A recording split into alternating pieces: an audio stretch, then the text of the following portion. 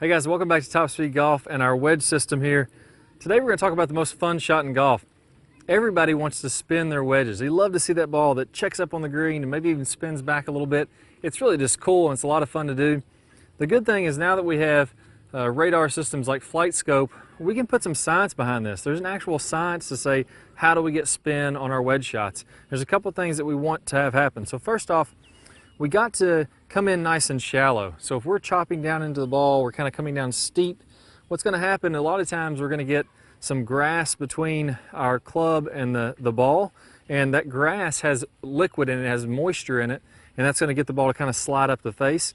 You want to come in nice and shallow, so one of the things that I would focus in on is really not to take much of a divot. I've been hitting a few balls up here already, and I'm trying to come in, pretty nice and shallow into the ball, and I'm really not going to take much of a divot at all. So I'm really going to just kind of rough up the turf a little bit as I'm coming through.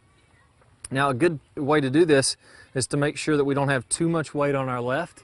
That's a big no-no. If we have weight, way over here, we're 100% on the left, now we're going to be chopping down into it a little too much. Or maybe if you've been told to put your ball back in your stance, we addressed that in an earlier video, but if I start putting this ball back in my stance now, bam, I'm hitting down into it too much, I'm not going to get the kind of spin that we want. One of the next pieces that we're going to go over is the dynamic loft. So we want to have, I'll go over some Flight Scope numbers here in a minute. We're going to track a few of these shots. We want to have the dynamic loft, meaning how much loft is on the face when it contacts the ball, to be somewhere around 40. That's a pretty good number. We could probably go a little bit less than that if we want to.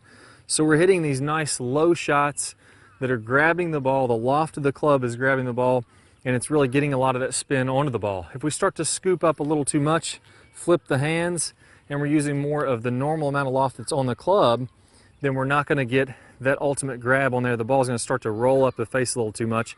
If we take a little too much loft off, we get too much forward shaft lean, we're not going to get the ultimate grab on the ball there either, because it's going to come out a little too low. But in general, you want to have this ball coming out nice and low.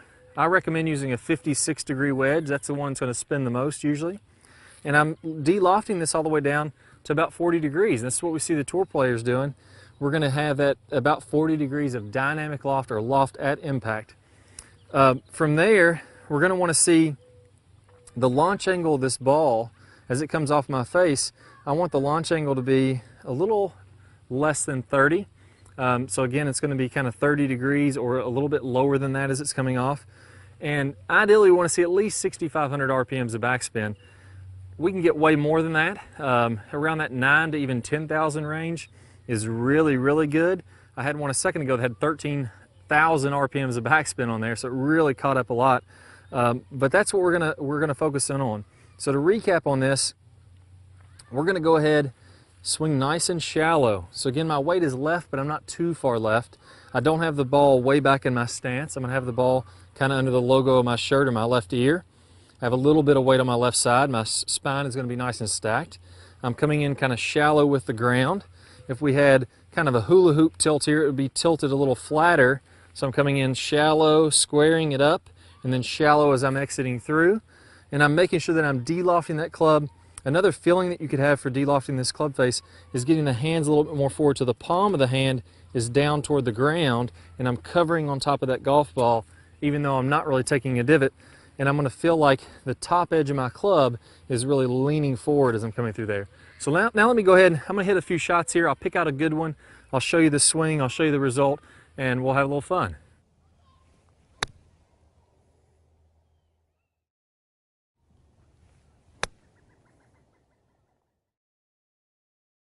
All right, so I hit a few shots, hit some really nice ones, got some good spin on one. Probably the one that I like the best.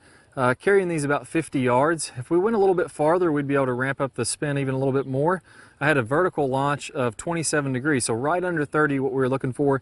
It wasn't picking up my dynamic loft. I think the club head was moving a little bit too slow. Sometimes it struggles on shots that are under 60 yards. But my spin was 98.31, so I got some good backspin on there. I was really happy with my shot dispersion there. I stuck 3 of them pretty close and one of them not too far away. So focus on those key things. Coming in nice and shallow, we're de-lofting the club. We're really feeling like we're getting that ball to compress against the face. It's almost going to suction cup against the face for a couple of inches is what it's going to feel like as it's coming off there, and you're going to hit these nice low skipping, spinning shots. Try to get those shots to turn over a little bit from right to left. That's going to help you to come in pretty shallow and to really get those coming in with a good spin on there. So good luck to you guys. Work on these. These are a ton of fun. I'll see you guys soon.